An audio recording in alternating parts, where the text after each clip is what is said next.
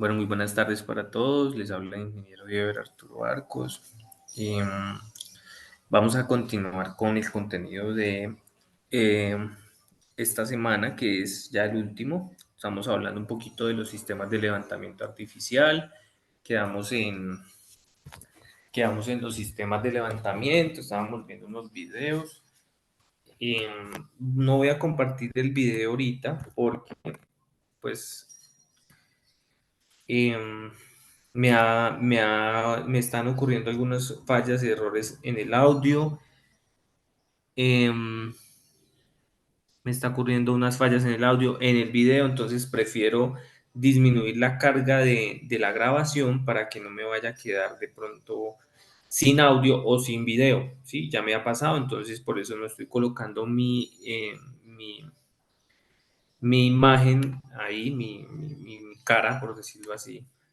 Lo estoy diciendo mal, me disculpan, porque está ocurriendo esto. Entonces, vamos a continuar con la clase. Voy a quitar el video mío y vamos a seguir eh, compartiendo solamente pantalla, ¿vale? Entonces vamos a continuar aquí en la presentación. Creo que ya la están viendo por ahí. La presentación, este es el título. Vamos a ver. Esta no es este. Creo que me perdió. Mm, ya, aquí está. Entonces, vamos a abrir acá la presentación. Vamos aquí, ¿no?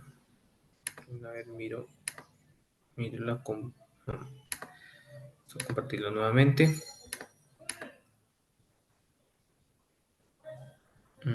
Ventana, creo que es este. Listo, entonces ahora sí. Habíamos visto que estábamos hablando de tratamiento en superficie, ¿cierto? Los conceptos básicos, el manejo, la separación y el tratamiento de los fluidos de producción. Vimos un poquito sobre lo que eran los conceptos básicos, los sistemas de recolección. Entonces, estábamos viendo acerca de los conceptos básicos y de los sistemas de levantamiento, que esto está dentro de los básicos, ¿sí? Entonces, habíamos visto lo del gas life, ¿sí? Vimos un video al final de lo que es el gas life, pero también pues existen otros. Entonces estábamos por aquí en bombeo mecánico, vimos propiedades progresivas, electrosumergible, el bombeo hidráulico, creo que no hemos visto el bombeo hidráulico, pero vimos el de gas life. ¿Sí? Entonces, dentro de estos sistemas, ¿sí? Hay otros sistemas modernos. Habíamos hablado de que existen los que son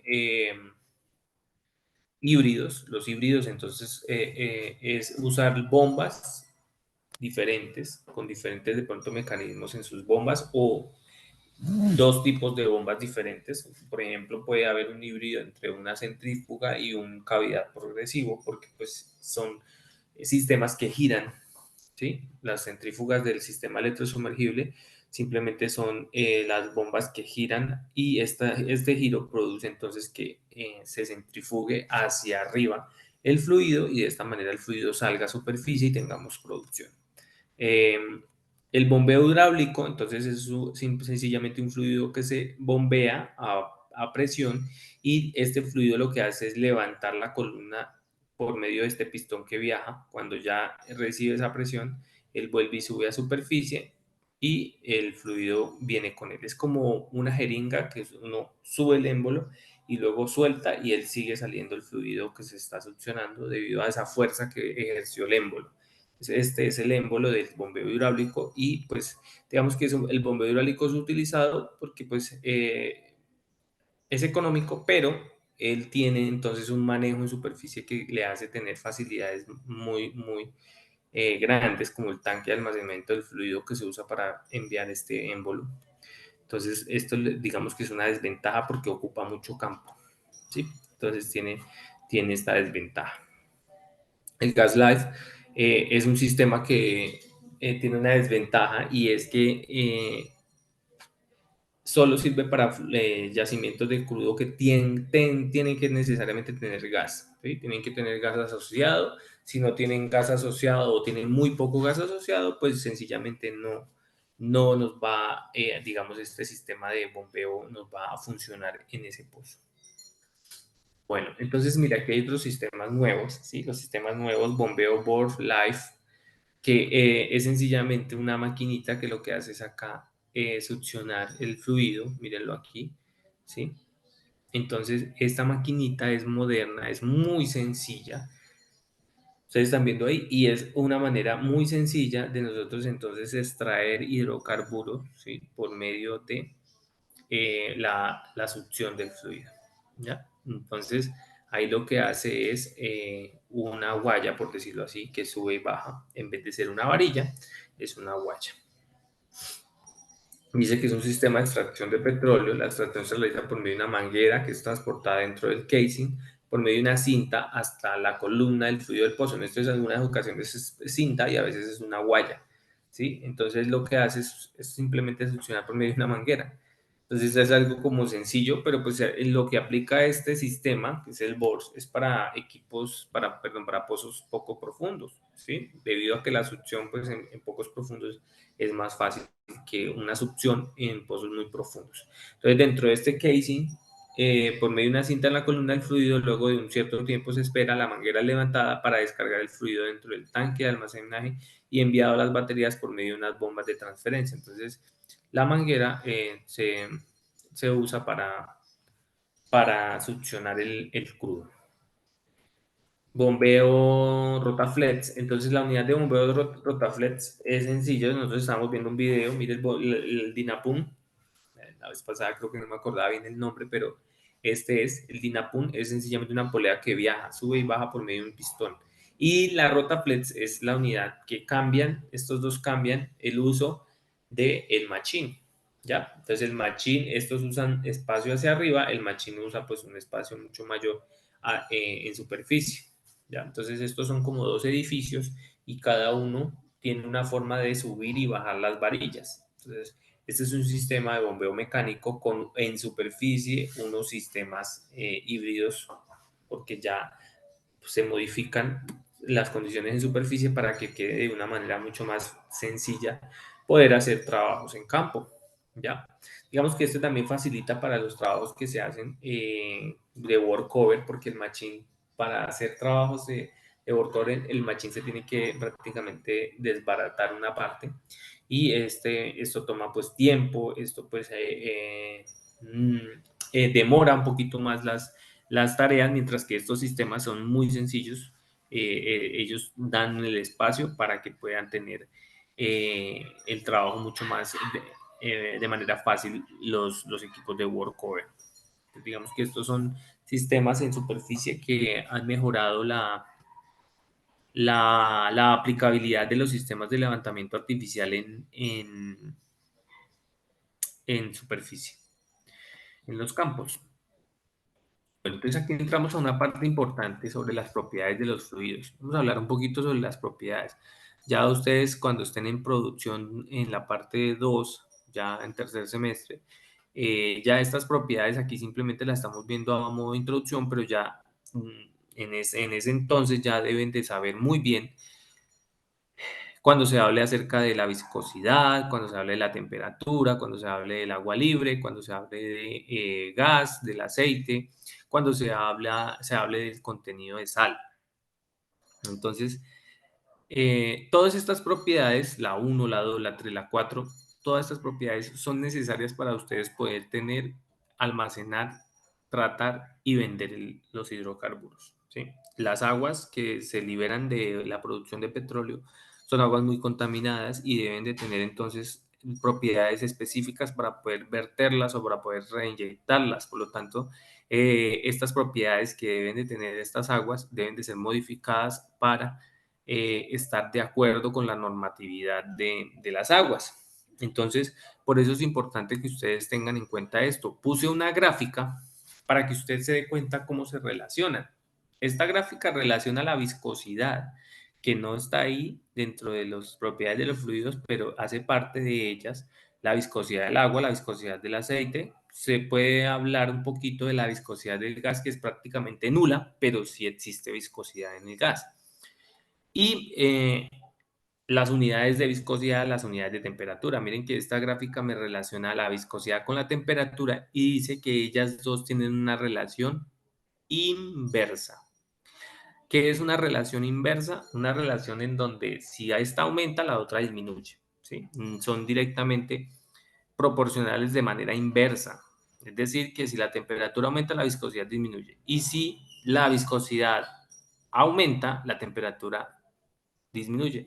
Entonces, ¿cómo lo sabemos? Por ejemplo, si la temperatura es de 20, ¿sí? La viscosidad es de 100 centipoise. ¿Sí? Si la temperatura es de 50, aumenta hasta los 50, la viscosidad no llega ni a los 20 centipoise. Entonces, ¿esto qué quiere decir? Que son inversas, que son contrarias, que mientras una va para allá, la otra baja, y mientras la otra sube, la otra baja. Entonces, este comportamiento de la viscosidad es importante. ¿Por qué? Para el transporte, para el almacenamiento, para el bombeo, porque el crudo no se queda quieto. Y si yo lo caliento, pues seguramente se va a mover más fácil que si estuviera frío. Es como la mantequilla. Si usted la enfría, la mantequilla se vuelve pues prácticamente sólida. Si usted la calienta, ella se vuelve líquida y fluye mucho más fácil. Lo mismo pasa con el crudo o el petróleo, ¿sí? Entre más frío esté, trata de volverse muy viscoso o, ¿sí? Gelatinoso. Y entre más caliente esté, entonces se vuelve antes como más volátil y va a tener mucho más, va a soltar gases y se va a mover muy rápido, ¿sí? Se va a verter o se va a mover más rápido. Entonces, esa es la idea de las propiedades de los fluidos, que usted aprenda a relacionarlos y que usted aprenda qué son. Entonces, la viscosidad es el grado de resistencia que ofrece un fluido a fluir, a moverse. Entonces, a mayor viscosidad, pues menos se mueve el fluido, más difícil de que se mueva. Por eso, si usted va a desocupar un vaso de agua y va a echar el agua a, digamos, al vertedero, el vaso se desocupa en un solo momento. Pero si usted coge un vaso de miel y lo va a desocupar, para que él se desocupe va a tomar más tiempo que el agua. Esto es gracias a que la miel es más viscosa que el agua. Lo mismo sucede con el hidrocarburo. ¿Sí? Los hidrocarburos son más viscosos a medida que tienen mucho más concentración de hidrocarburos pesados. ¿Sí? Y va a ser menos viscoso a medida de que no tenga aceites pesados. Entonces, estas propiedades todas se relacionan entre sí. La densidad se relaciona directamente con la viscosidad. La viscosidad elevada es porque el crudo es muy denso. La viscosidad, poquita viscosidad, es porque es menos denso. Los gases no tienen casi viscosidad, porque son muy, ellos de densidad, tienen densidad, pero son muy bajitas. Mientras que los aceites tienen viscosidades muy elevadas y a estos crudos con viscosidades muy elevadas se les llama crudos pesados. Y a los crudos que tienen viscosidades muy pequeñas se les llama crudos extralivianos o volátiles. Entonces, el agua es la referencia para los líquidos y el aire es el elemento referencia para los gases. Yo comparo la densidad de un gas con el del aire y yo comparo la densidad de un aceite con la del agua. ¿Sí? Ven cómo se van relacionando. Entonces yo los elementos de la naturaleza tengo como uno de referencia, como el ejemplo, como el ideal. Entonces con base a este es que yo digo, es más denso que el agua, es menos denso que el agua. El aceite, ¿sí? El aceite es menos denso que el agua. Por eso flota el aceite en el agua. Pero a veces hay algunos crudos que son muy densos, muy viscosos, que son menos densos que el agua y entonces se van para, perdón, más densos que el agua y entonces se van para el fondo del agua. No quedan flotando, sino que se quedan es abajo. Esto sucede porque pues son más densos. Entonces ya cuando un crudo es más denso que el agua, se va a ir al fondo y es de mala calidad. y si está flotando y prácticamente se está evaporando es porque es un crudo de muy buena calidad. Esto con respecto a las referencias, ¿sí? Y la viscosidad, que es el punto 2 que estamos viendo. Densidad, ya ustedes han oído, ustedes pueden mirar y buscar densidades en el gas, en el agua. Dos, la viscosidad en que en todos ellos también, porque si usted va a hablar de viscosidad, tiene que asociarla a algún producto o a algún fluido. Podemos hablar de la viscosidad del agua, podemos hablar de la viscosidad del aceite. Entonces, ¿qué son los más usados? Porque, como les digo, la viscosidad en el gas es poco usado, pero aún así sí tiene viscosidad. ¿Ya? Porque sí, las superficies tienden a agarrar de lo que se llena. Si es de gas, pues de gas, por eso quedan impregnados. Si es agua o si es aceite, pues que tratan de adherirse a las paredes. Y ya la tercera parte, que es el contenido de agua, que es el agua libre, que es BSW o SIW, que ahorita ya la B no se usa porque es básico, ¿no? No es básico, es contenido de sólidos y agua, ¿sí? En español, para traducir esa S y esa W, porque S es soil y W es weather, que es sólidos y agua. Entonces, contenido de sólidos y agua. Los sólidos incluyen los sólidos que son disueltos y no disueltos. Es decir, un sólido puede ser la sal de la cocina, pero la sal de la cocina en el agua se disuelve y está en el agua de forma disuelta, pero eso no quita que él se vuelva otra vez sólido. ¿Por qué? Porque si el agua se evapora, la sal vuelve y queda en ese recipiente con forma de grano blanco. Entonces, si esos son sólidos asociados o son sólidos disociados, es decir, que están disueltos. Tengan eso también en cuenta con respecto a los contenidos de los sólidos. Y abajo, contenido de sal. Puede ser sal disuelta o puede ser sal que viene de forma natural. Hay sales que son muy duras de disolverse porque son sales con metales más pesados. Recuerden que la sal normal de la cocina es cloruro de sodio y a las aguas de los yacimientos se les hace pruebas de cloruros. Usted determina los cloruros en una muestra de agua, usted determina cuánta sal en libras o kilos, quiera saberlo, hay en esa muestra de agua. ¿Sí? ¿Por qué? Porque usted tiene los cloros y usted ya sabe la fórmula química de la sal, que es cloruro de sodio. Entonces, si usted sabe que el cloruro se relaciona con el sodio de 1 a 1, y usted sabe que si hay 20 cloruros, pues van a haber 20 sodios y van a haber entonces esa cantidad de sal dentro de ese fluido. ¿Cómo sé yo cuando está disuelto? Sencillo. Hay pruebas de laboratorio que me permiten determinar cuánto cloro tiene el agua o cuánto sodio puede tener el agua.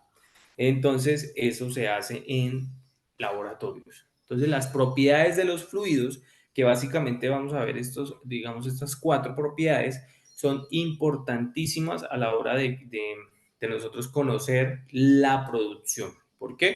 Porque gracias a estos comportamientos es que nosotros le damos un tratamiento.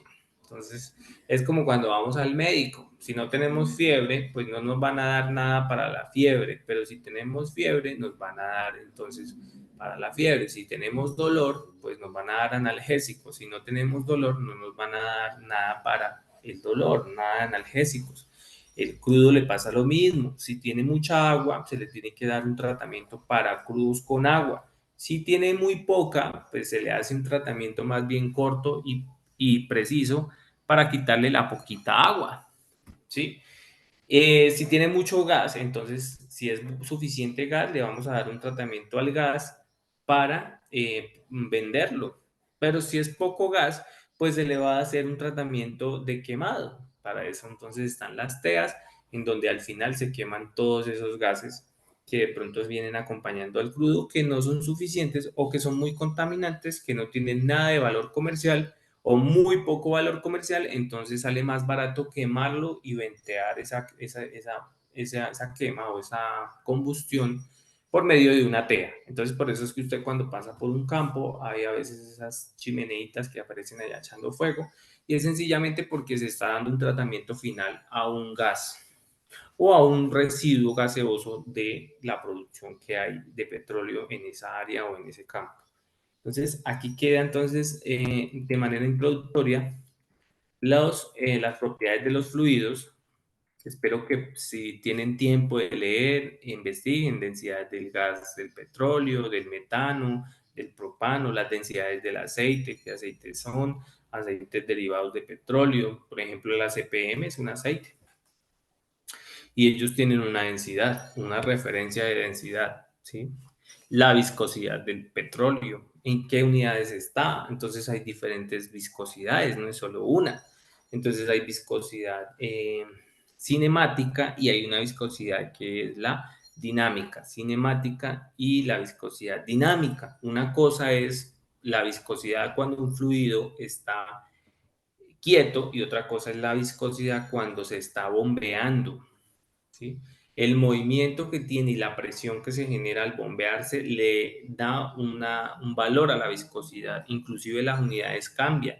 Una está en centipoise, que es una unidad, no se me asusten con esos nombres nuevos o quizás que nunca han oído, pero esa es la unidad de la viscosidad, un centipoise. Poise es una unidad como de fuerza, ¿sí? Entonces, ¿por qué? Porque es una resistencia y una resistencia es como una fuerza que hace para no dejarse mover. Entonces es como una fuerza. Y o centistock. Los centistock, entonces ya habla de estoques, que es como de revoluciones, de stroques, de golpes por minuto, ¿sí? Entonces es como la cantidad de stroques que se tiene que dar para mover un fluido. Entonces, una cosa es un movimiento y otra cosa es estática. Una es la viscosidad dinámica y otra es la viscosidad cinemática. Y tienen unidades diferentes. Y ahí les dejo esa tarea. ¿Qué unidad tiene la unidad dinámica? ¿Qué unidades tiene la viscosidad cinemática? ¿Cuál de esas dos? ¿Centipoise o centistock? ¿Y qué unidad tiene la viscosidad dinámica? Si es la de centipoise o la de centistock. Pero digamos que la viscosidad la podemos determinar por varios mecanismos o métodos, igual que la densidad, igual que el contenido de agua, igual que el contenido de sal. Entonces, continuando, dentro de las propiedades de los fluidos, los laboratorios de las propiedades del crudo son importantísimas, hablando entonces de estas propiedades y del laboratorio. Nos estamos metiendo con un lado como por la parte del laboratorio, que es una manera de usted aprender muchísimo acerca del tratamiento del crudo, porque por medio de estos laboratorios es que nosotros determinamos muchas cosas en campo y se manejan muchas otras. Y pues los que hacen esto son sencillamente ustedes.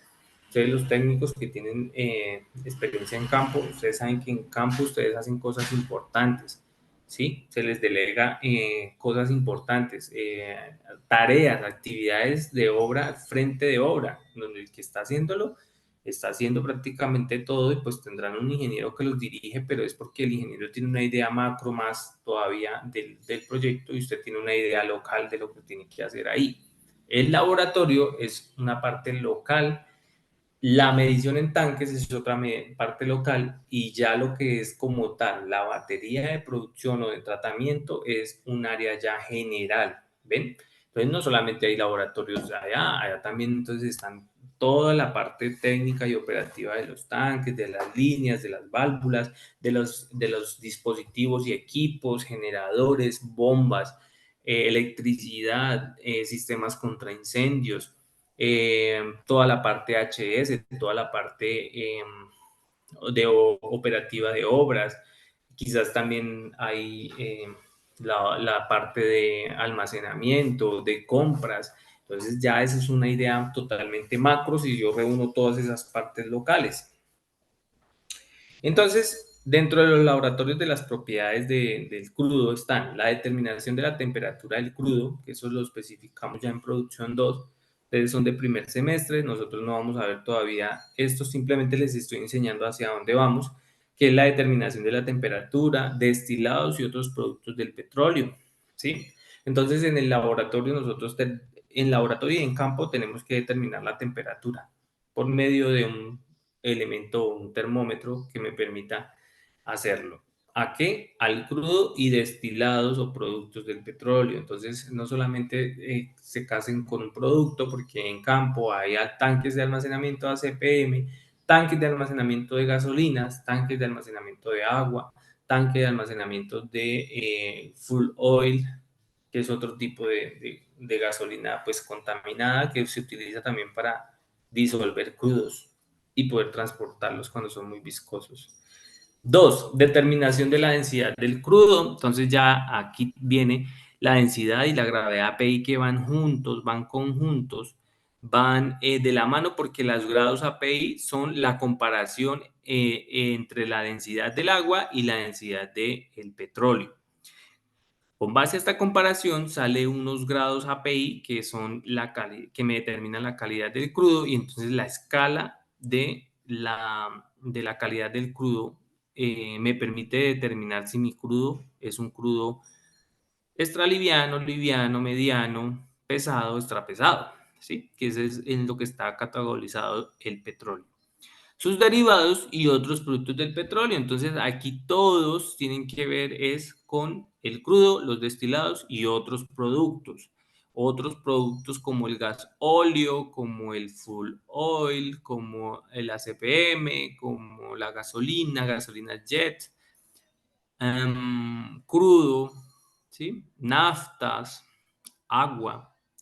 Entonces, todo esto tiene que ver con productos del petróleo y en las propiedades nosotros podemos determinar la densidad y esta densidad también me permite entonces determinar la gravedad API o podemos directamente tener la gravedad API. Lo cierto es que Ecopetrol tiene unos manuales para todo esto que están viendo aquí y más.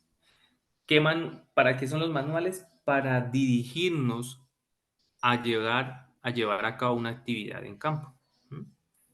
Y eso es lo que ustedes pues tienden de estar preparados.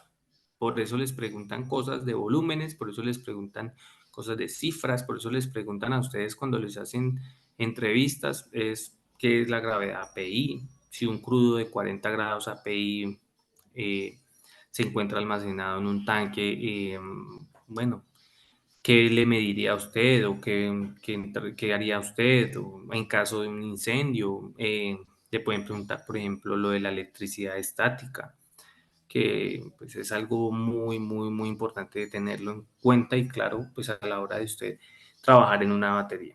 Determinación de la viscosidad cinemática y dinámica, miren, ahí están los dos. Cinemática y dinámica del crudo de los derivados.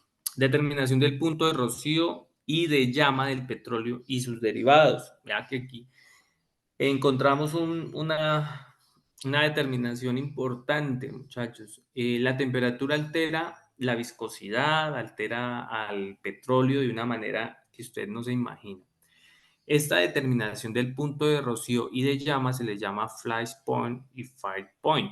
Fire point es la de llama y flash es la del rocío. Es decir, usted coge un crudo, lo calienta y llega un momento en que el crudo empieza a hervir. Él no ha hervido sino hasta cuando alcanza la temperatura de ebullición del crudo. Y esa es la temperatura que usted está hallando. La temperatura en donde el aceite empieza a liberar vapores. Vapores, vapores explosivos, vapores que son gases que al estar sometidos a una llama, pues generan de una vez un incendio, ¿sí? Que están, si exponen a una chispa, generan un incendio. Entonces, una cosa es del rocío y otra cosa es lo de llama. La temperatura sigue subiendo de tal manera que el mismo calor genera la llama. Entonces, son dos puntos que son dos temperaturas en sí. Usted lo que está hallando ahí es una temperatura a la cual él empieza a evaporar gases completamente explosivos, el crudo, porque pues es como si lo dejáramos destilando, entonces, y después de que yo determino, y cuando empieza a generar vapores, ya después determino es el punto en donde ya ese vapor se convierte en una llama, es decir, que es tan constante la liberación de gases de ese petróleo que si se prende, se le pasa una chispita, él se enciende y empieza a seguir ardiendo él solito, sin necesidad de que haya más llamas o que haya más. Entonces, eso es el punto de rocío y de llamas. En inglés o la norma como tal le llama determinación el de flash point y fire point, que es llama. En los derivados también existen. Digamos que los puntos de rocío y de llama de un petróleo son altos, los de la CPM son altos, pero la gasolina, pues es así, a temperatura ambiente ya tiene gases que si usted le acerca un fosforito, de una vez se enciende, de una vez todo, y pues lo que hace usted es... Pero ellos también tienen sus puntos, porque usted puede tener la gasolina fría para que no libere los vapores o se vaporice la temperatura, perdón, la gasolina, ¿sí?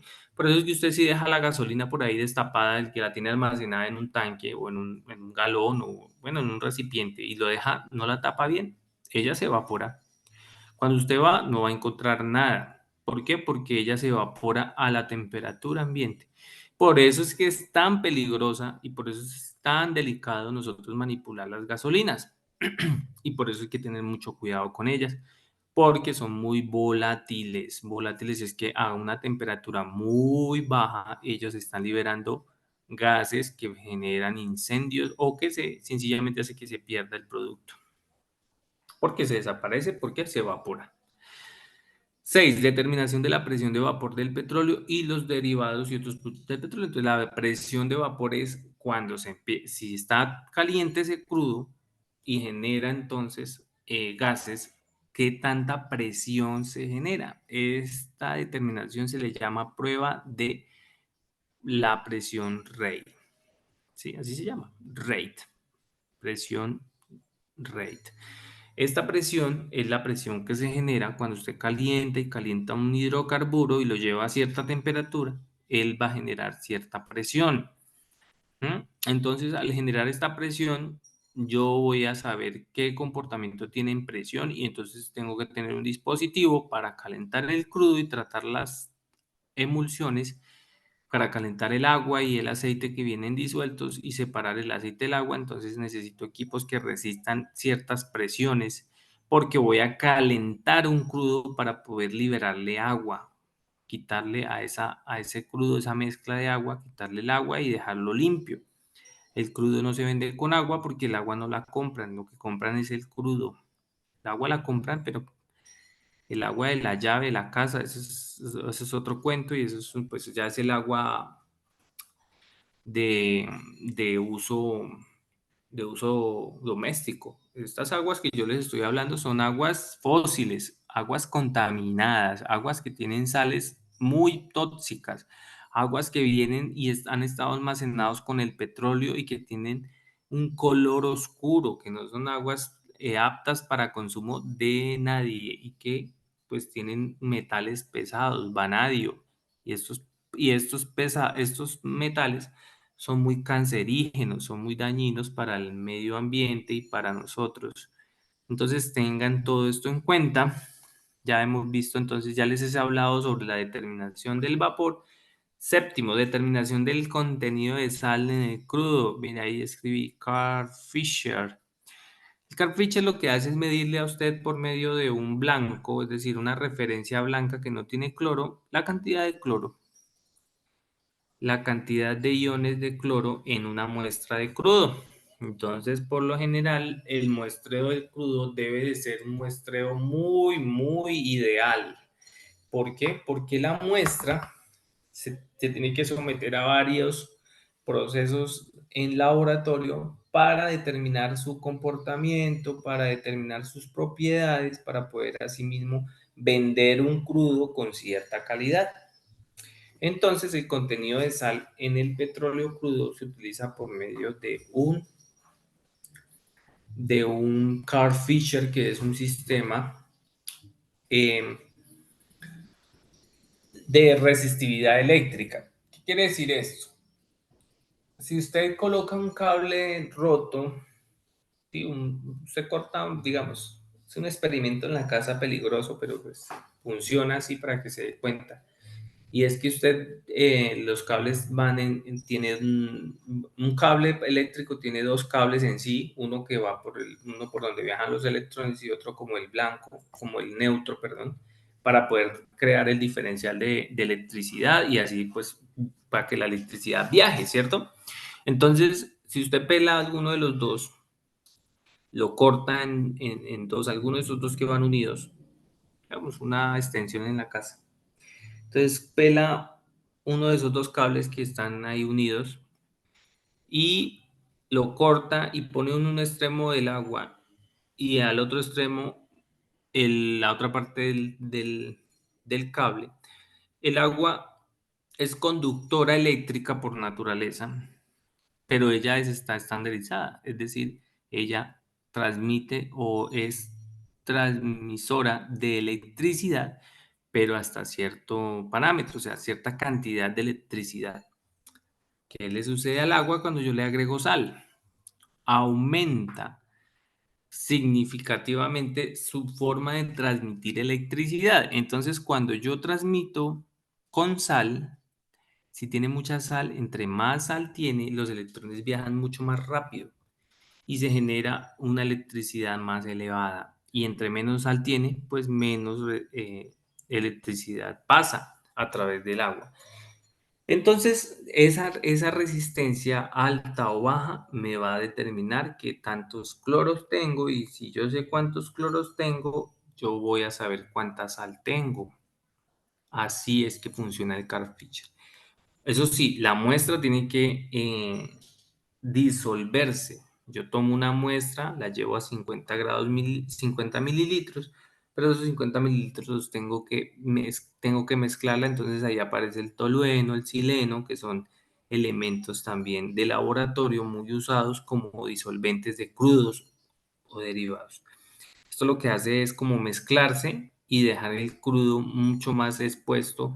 Si tiene agua, entonces el agua más expuesta a esas placas que tiene el Carl Fischer. Es muy sencillo. Ustedes buscan en internet prueba con Carl Fischer y, y ahí le muestran que hay pruebas para derivados, para el petróleo, para muchas cosas, para saber el contenido de sal. Digamos que es una forma muy especializada de hacerlo y es muy interesante.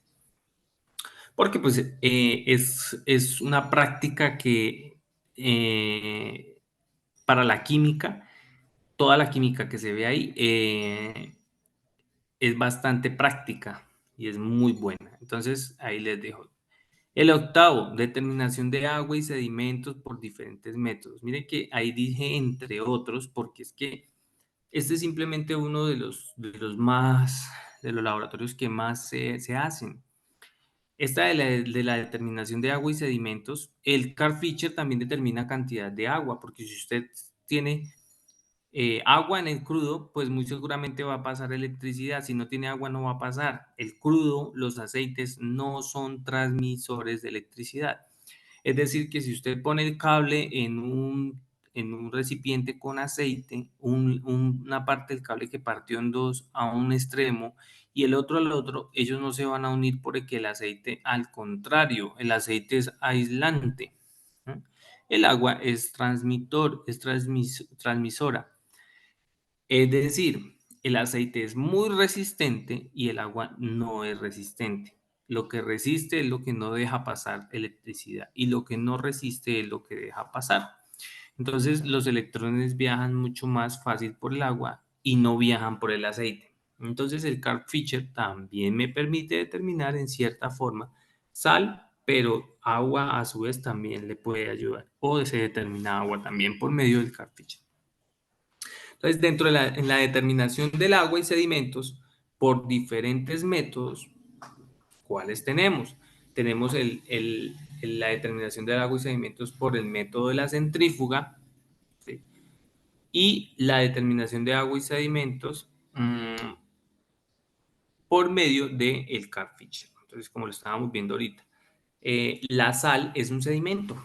Si hay agua, hay sedimentos, porque el agua tiene sal. Y si el agua se evapora, esa sal se vuelve un sólido. Esa sal no se va con el agua porque la sal no se evapora.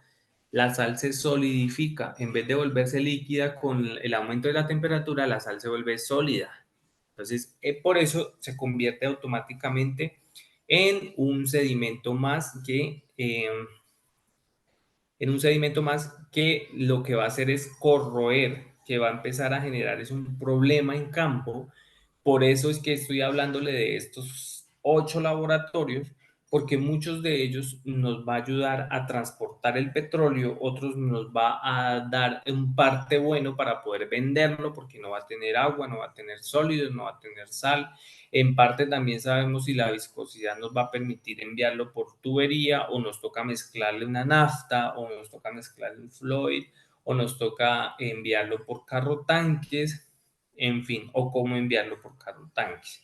¿Sí ven? Y en el caso de, por ejemplo, de agua y sedimentos, sencillamente es porque gubernamentalmente, ¿sí? Hablando de temas políticos de calidad y de venta y compra de petróleo, el petróleo no tiene que tener un porcentaje ni de sal, cierto porcentaje que son 100 ppm de sal, ¿sí? 100 partes por millón de sal. Y de agua y sedimentos tiene que tener hasta un 0,5%, ¿sí? No se admite un 1% de agua. ¿Por qué? Porque un 1% de agua de 1.000 barriles, imagínense cuánta cantidad de agua va. Y las refinerías están diseñadas para refinar aceite, no agua. Y a ustedes, yo sé que a ustedes en la casa les ha pasado que está el aceite hirviendo y va, usted le echa agua y el agua se le vuelve un vapor y una explosión. El agua mezclada con aceite caliente, cuando usted calienta el agua, porque la destilación, la refinería lo que hacen es destilar el crudo y en su destilación los diferentes cambios de temperatura le van a dar diferentes productos, ¿sí? Entonces, por eso son unas torres de destilación en las refinerías. Y después de eso, sacan esos productos a hacerle otros procesos más para extraerle otras sustancias más, ¿ya? ¿Por qué? Porque se someten a otros procesos en donde estos procesos le van a dar otro producto además. ¿Estamos? Entonces, eh, el agua y el aceite no la van. Y en las refinerías no podemos enviar agua, podemos enviar hasta cierto porcentaje de agua. Si envío más, lo que hacen a la empresa por enviar aceite con agua de más, porque es permitido hasta cierto porcentaje que ya les hablé, entonces lo que hacen es cobrarles una multa, ¿sí? Allá les reciben ese crudo en esos tanques que ellos tienen en las refinerías, pero les cobran multa porque el petróleo tiene un estándar internacional de contenido de agua y sedimentos. Entonces, a la refinería no le conviene tratar agua y si llega un crudo con mucha agua, pues las empresas van a tener problemas porque les van a poner una sanción de millones de dólares. Y encima de eso, pues posiblemente la empresa que está enviando hidrocarburos con agua no le van a volver a recibir y ¿qué hacen con eso? Les toca transportarlo a otra parte y pues posiblemente pues el negocio no va a ser muy rentable debido a esos cambios. Entonces hay que tener en cuenta todo esto. Vamos a seguir acá entonces. Miren de qué se trata la gravedad API. Entonces es una escala oficial, completamente oficial para determinar qué, para determinar la calidad, ¿sí? Simplemente calidad. Y mire que está asociada a la densidad. Mire, aceite crudo, extra pesado, pesado, mediano, ligero y superligero. A esto le podemos llevar extra pesado, pesado, mediano. Aquí le podemos poner volátil y extra volátil, ¿sí? Lo cierto es que son cinco categorías, de las cuales Colombia produce las cinco. Nosotros en Colombia tenemos estas cinco categorías que me permiten conocer la calidad del hidrocarburo por medio de su grado API. Entonces, mayores a uno. Los crudos mayores a uno, ¿qué? 1 gramo por centímetro cúbico. La densidad del agua es de 1. Entonces, si es mayor a 1, adivine qué pasa con ese crudo. Se va para el fondo del agua. Si es menor a 1, ese crudo va a flotar en el agua, va a quedar encima. ¿Listo? Porque algo más denso se va para el fondo, un líquido más denso se va para el fondo y un líquido menos denso que el agua se va para encima del agua. Entonces, de esta manera es que sabemos que son extrapesados porque están en el fondo del recipiente cuando tienen agua y aceite. Y la densidad en grados API, entonces son 10 para extrapesados, de 10 a 22.3 para pesados, de 22.3 a 31.1 mediano y de 31.1 a 39 ligero y de 39 en adelante son superligeros o extra volátiles. ¿Sí? Entonces, miren aquí lo que simplemente le están diciendo es que uno de 10 menores a grados API, mire cómo es la gota y mire cómo queda la gota, queda como una masa y queda levantada porque tiene una viscosidad y una densidad impresionante, tanto que no se escurre hacia el piso, sino que queda como en pirámide, vean. Un crudo, ¿sí? En pesado, él se cae un poco, pero aún así conserva un poquito la altura por ser viscoso, ¿sí? Ahora, uno mediano, que es de 22 a 29.9 API, él se esparce un poco más y ya uno mayor a 31, que son crudos extralivianos, estos crudos de 31 en adelante, que llegan de los 39 también adelante, ya ellos generan, son chispas, o sea, ¡pah! Sale y al caer la gota, ella se esparce porque es mucho menos viscosa, mucho menos densa. Miren esta otra comparación aquí. Si ven los colores, nomás solamente en los colores, el color y del crudo es una de las propiedades también importantes, que quizás nosotros asociamos el petróleo a un color negro, a un color oscuro, a un color que, no traslúcido, sino que al contrario, un color que no trasluce, no pasa la luz. No, señores, están equivocados. Miren estos crudos y miren los colores. Estos son crudos reales de campo. Y entre más gravedad API, más claro es. Aquí estamos viendo una escala de gravedad API desde los 42 grados. Mire, 42, 43, 45, 47 y 51. Prácticamente el petróleo que sale de 51 grados API es una gasolina. O no han visto gasolinas de este color. Ya son una gasolina. Abajo hay depósitos de un crudo, de una masa más grasosa, que ya es digamos, la composición ya más pesada de ese crudo, que no lo hace más pesado, sino que él no es puro gasolina, porque entonces no tendríamos yacimientos de crudo pesado, o de crudo, perdón, tendríamos yacimientos de gasolinas, y pues tampoco es así, porque pues hay que hacerle un proceso corto, pero hacerle un proceso. Aquí ya la mayoría es gasolina, y muy poquito ya son otros derivados como el diésel o como las grasas. Y también pues estos crudos con buena gravedad API como este, pues manejan también buena cantidad de gas natural, ¿sí? Asociados a ellos.